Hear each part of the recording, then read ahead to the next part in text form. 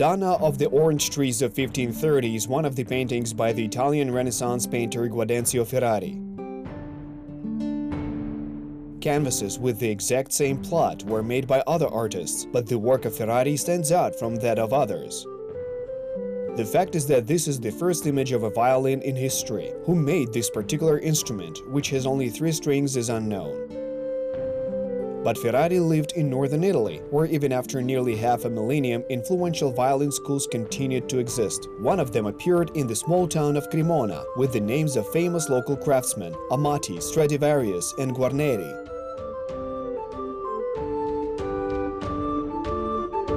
It was from their followers and descendants that the Ukrainian family with the surname Putsentela studied, and it was very reminiscent of an Italian surname. We're violin masters. We create violins, violas and cellos in the traditional Cremona school. They're fully handmade. We work for a long time on the basis of Italian designs by Stradivari and Guarneri. And ever since our son Orestes created his own model and it was published in an Italian professional magazine, we have worked exclusively on our model. In this article it was pointed out that this is exactly what can be understood as Violino ukraino.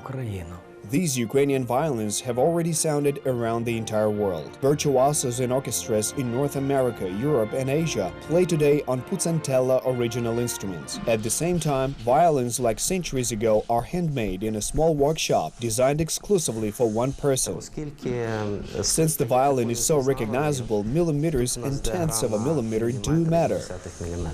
Why did professional musicians with great experience become violin masters? What did the training in Italy give, and on what basis did the Putsentela family develop their own models? What knowledge should the creator of these instruments have? The UATV team explored the phenomenon of the new Putsentela dynasty, which to this day continues centuries-old musical traditions. If you ask anyone which violins are the best and most valuable in the world, the name Stradivarius will surely sound in response. And not only because these instruments are more than 300 years old, a master from Cremona in the creation of violins can be equated with Leonardo da Vinci in painting. Stradivarius was probably the only one of his contemporaries who made an incredible number of different models of instruments. That is why he became so popular. The second reason is that he adhered to extremely high aesthetic standards. He introduced such elements as Fs, horns, the standard of the head and curl. In fact, today all the masters do exactly the same as Stradivarius did in his years. It just so happened that in Ukraine, which was divided between other states in the 17th to 19th centuries, the school for the production of classical violins did not appear and was never further developed. We made attempts in the Hutsul region in the Carpathian Mountains to establish a so-called violin dugout. That is, the wood was hollowed out in a tree. It was a violin for playing at weddings and during Christmas, when people sang carols accompanied by violins.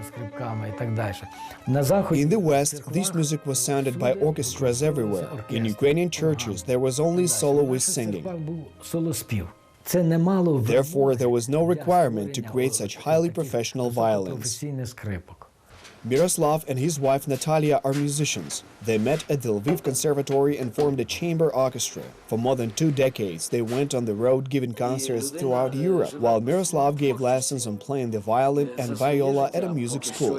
At that time, the vast majority of Ukrainian performers, both beginners and professionals, played the factory-made instruments. You need to put your finger either higher or slightly lower on each string, and children cannot actually develop. They're struggling more with the difficulty of handling the instrument than with the problem of professionalism.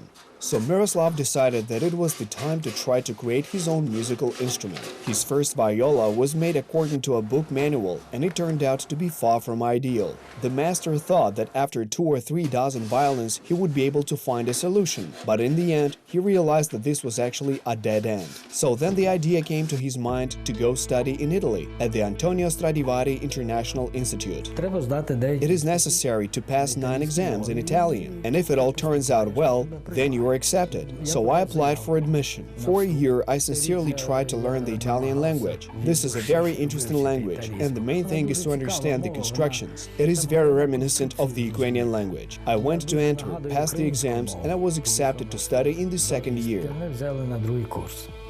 A year later, Natalia, the wife of Miroslav, entered the same institute. During their studies, they were lucky to consult with one of the main masters of the Cremona school of the 20th century, Giovanni Battista Morassi, and his son Simeon. Upon graduating from the institute, the Putsentela family returned to Ukraine and applied the skills they gained in Italy. Their son Orest, for a long time, did not take part in this affair, though he played in the family chamber orchestra. I started learning to play the violin when I was 13 years old. After more than 4 years of study, Orest suggested Miroslav to modify the Cremona blueprints in his own way. So at the start of the year 2010, the first experimental authorial violins of Putsentela appeared, which eventually turned into a Violino ukraino.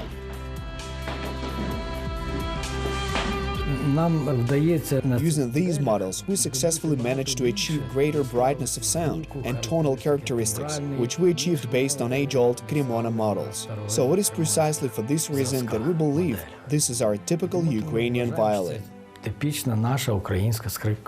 Especially for UATV, Orest and Miroslav Putsentela explained the details of the complexity of creating a violin, which elements they introduced to the classic design, and how all this is made. At the factory, a violin can be made in a few days. A fresh tree is taken at the factory and then it is thrown into a dryer. When it dries quickly, it gives off water and its pores remain inside. On the one hand, it is believed that this is not bad, because there are such internal acoustic cameras.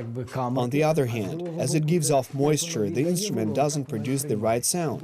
Then, after a year passes by, the instrument loses the main characteristics of its sound.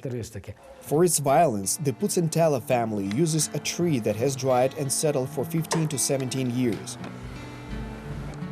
This drying process ensures that the material will shrink evenly, and then it will not absorb the unnecessary moisture. However, while Italian masters worked with alpine wood, Ukrainians prefer their own Carpathian wood. This is a maple and a fir tree. We use Carpathian fir. This is the upper neck, which is made of Carpathian fir. You can also see that here is such an incrustation, which we call an inlay. This is an ebony insert, maple and ebony. First, a groove for this inlay is cut. The body is bent, and then glue is applied to it. So this allows for preserving a more elastic form of the edge, and it also prevents the instrument from being destroyed during its functioning.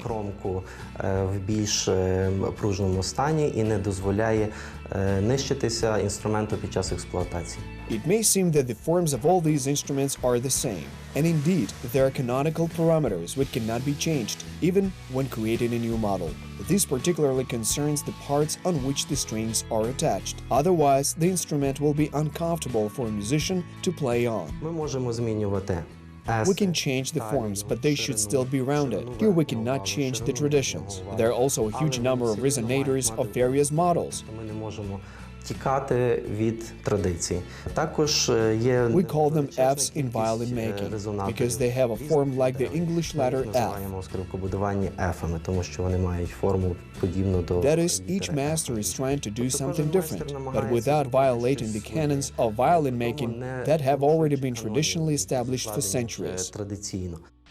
When Orest wanted to develop his violin model, he turned to the classics and analyzed the parameters of the drawings of the best instruments, including Stradivarius. This was a truly scientific, ingenious piece of work. The master sought out non-obvious mathematical patterns in the ratio of lengths, thicknesses, and diameters. We noticed that the best examples of these tools have certain similar parameters. These are the parameters that are part of the modern Cremona school. We saw that there are some patterns that other masters for some reason did not pay attention to.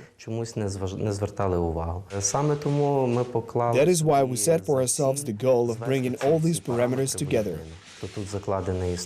There's the ancient P number, the Fibonacci sequence, and the golden ratio.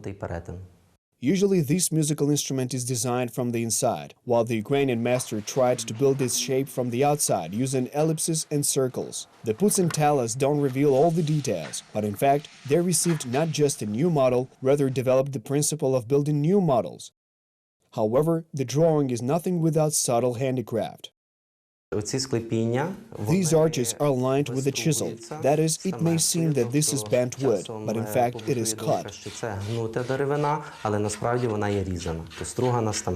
That is, reproduce the shape of the arch manually. Every tenth of a millimeter in the thickness of the deck, as we can see here, is very important. And the power of the sound and the timbre of the sound both totally depend on this very fine detail.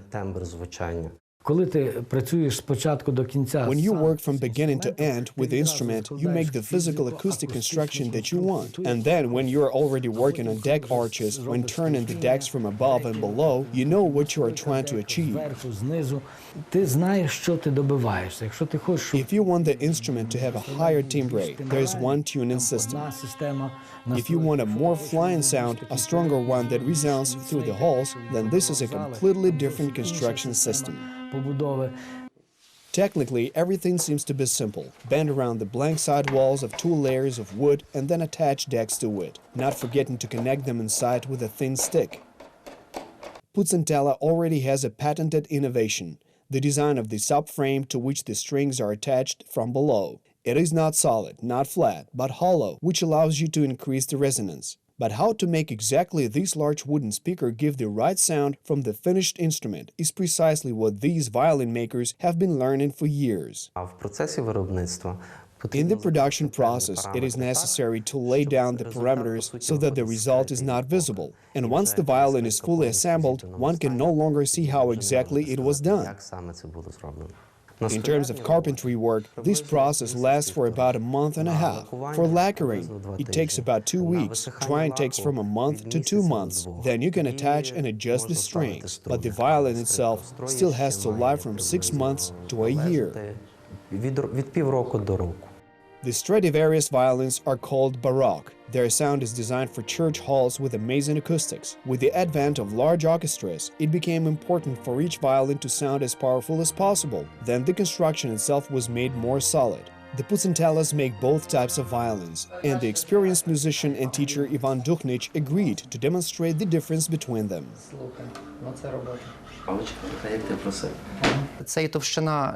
This is the thickness of the neck, while this is the height of the strings. And most importantly, these are strings in a Baroque violin and metal strings on a modern model. And it has a major impact on the sound, aesthetics and technical capabilities. In sound, they will be completely different. It's like 2 different musical worlds. Ivan uses the violin of Orest Putsentela to play the first piece. The violin was made in 2016, albeit in the spirit of the 19th century.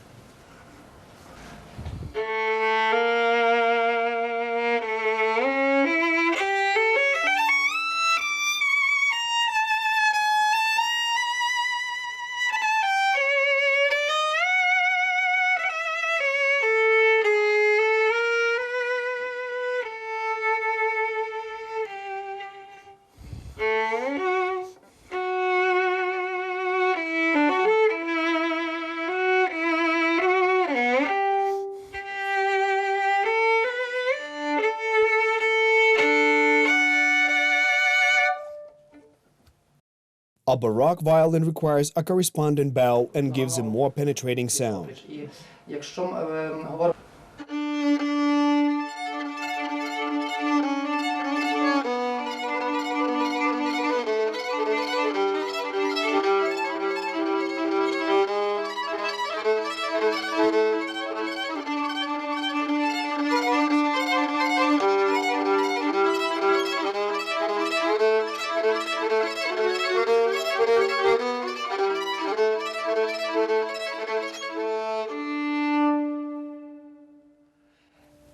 In resonance, it's noticeable when you shoot the last sound. It resounds for a long time. This is a feature of the Baroque violin and a feature of a good instrument. When the instrument is built according to all the canons, it really vibrates in your hands. You feel such a core of its sound, and this is some kind of physiotherapy for a musician. Playing a good instrument is a fantastic feeling for a violinist, and I sincerely hope that the audience will experience the exact same feeling of the beauty of sound.